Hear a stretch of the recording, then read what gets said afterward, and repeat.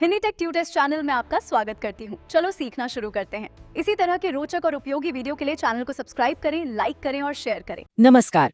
तो क्या हाल ही में अपना पहला ब्रोकरेज अकाउंट खोला है और अब ये सोच रहे हैं कि भाई अब आगे क्या? अगर ऐसा है तो ये विश्लेषण बिल्कुल सही जगह है।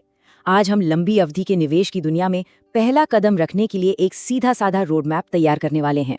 तो आज हम 6 खास बातों पर गौर करेंगे। हम एकदम बेसिक से शुरू करेंगे कि लंबी अवधि का निवेश होता क्या है, फिर समझेंगे कि ये जरूरी क्यों है, सही स्टॉक कैसे चुनें, उनकी कीमतें ऊपर नीचे क्यों होती हैं, खरीदने का प्रोसेस क्या है और आखिर में सबसे जरूरी बात, अपने मुनाफे को सही तरीके से कैसे नापें। तो चलिए इस सफर को शुरू करते हैं। तो चलिए एकदम शुरुआत से शुरू करते हैं। जब लोग कहते हैं लॉन्ग टर्म इन्वेस्टिंग या लंबी अवधि का निवेश, तो उनका असल में मतलब क्या होता है? आइए इसे समझते हैं। इसे ऐसे सोचिए कि आप सिर्फ एक शेयर नहीं खरीद रहे हैं, आप उस पूरे बिजनेस में एक छोटी सी हिस्सेदारी ले रहे हैं। आप उस कंपनी के भविष्य पर भरोसा जता रहे हैं और आपका इरादा कुछ दिनों का नहीं बल्कि कम से कम 3 से 5 साल या उससे भी ज्यादा समय तक उस कंपनी के साथ जुड़े रहने का है।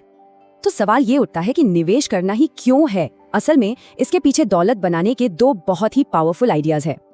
पहला लक्ष्य है कैपिटल एप्रिसिएशन। इसका सीधा सा मतलब है कि जो पैसा लगाया है समय के साथ उसकी कीमत बढ़े। और दूसरा है डिविडेंड्स, जो कंपनी अपने मुनाफे में से अपने हिस्सेदारों को देती है। अब इस स्लाइड पर एक नजर डालिए। ये कैपिटल एप्रिसिएशन की ताकत को क्या खूब दिखाता है। अगर 2004 में टीसीएस में 1 लाख रुपए लगाए होते तो वो बढ़कर 15 लाख रुपए हो सकते थे। वहीं उतने ही पैसे अगर फिक्स डिपॉजिट में रखे होते तो वो सिर्फ 2.5 लाख रुपए बनते।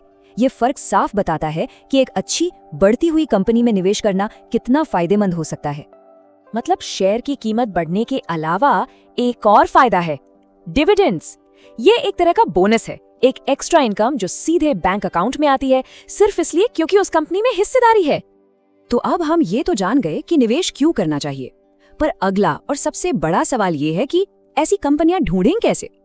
इसके लिए 2 तरह के एनालिसिस की जरूरत पड़ती है। पहला है फंडामेंटल एनालिसिस। ये हमें ये तय करने में मदद करता है कि क्या खरीदें, मतलब कौन सी कंपनी अच्छी है। और दूसरा है टेक्निकल एनालिसिस, जो ये तय करने में मदद करता है कि कब खरीदें, यानी निवेश करने का सही समय कौन सा है। फंडामेंटल एनालिसिस का मतलब है कंपनी की पूरी जन्म कुंडली निकालना। इसमें कंपनी की आर्थिक सेहत, उसके मैनेजमेंट, उसके काम करने का तरीका, इन सब की गहराई से जांच की जाती है ताकि उसकी असली कीमत का अंदाजा लगाया जा सके। अब इस स्लाइड में जो वाकई दिलचस्प है वो है ये उदाहरण। आप सिर्फ एक स्टॉक का नाम देखकर पैसा नहीं लगा रहे हैं, आप एक पूरे बिजनेस के प्रस्ताव की जांच पड़ताल कर रहे हैं।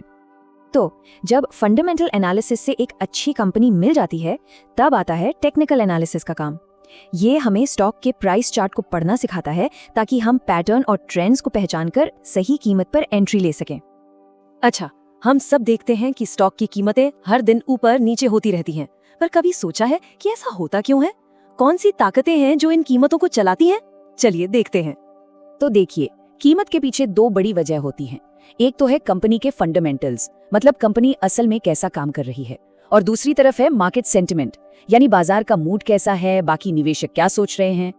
जैसे अगर कंपनी का मुनाफा लगातार बढ़ रहा है तो ये एक फंडामेंटल कारण है जिससे कीमत बढ़ सकती है।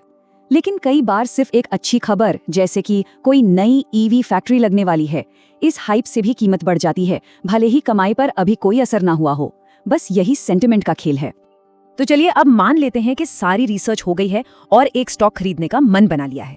जैसे ही वो बाय बटन दबता है, पर्दे के पीछे असल में होता क्या है?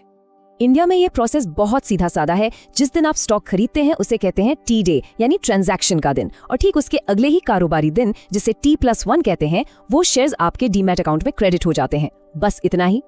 और अब आते हैं आखिरी और शायद सबसे जरूरी सवाल पर।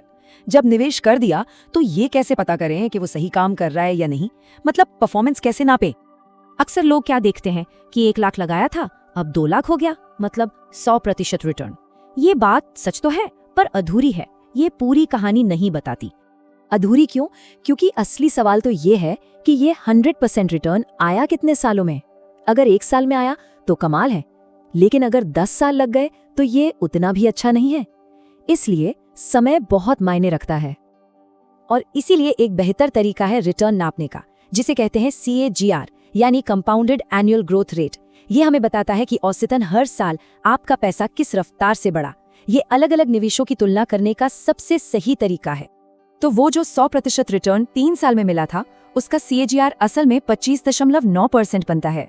अब ये एक ऐसा नंबर है जिससे निवेश के प्रदर्शन की एक बहुत साफ और सटीक तस्वीर मिलती है। तो ये तो था पूरा रोड मैप। निवेश कैसे काम करता है ये अब पता चल गया है, लेकिन अब असली और सबसे दिलचस्प सवाल ये है कि ऐसी कौन सी कंपनी है जिसके भविष्य का हिस्सा बनना चाहेंगे। डीमैट अकाउंट खोलने के लिए इस QR कोड को स्कैन करें।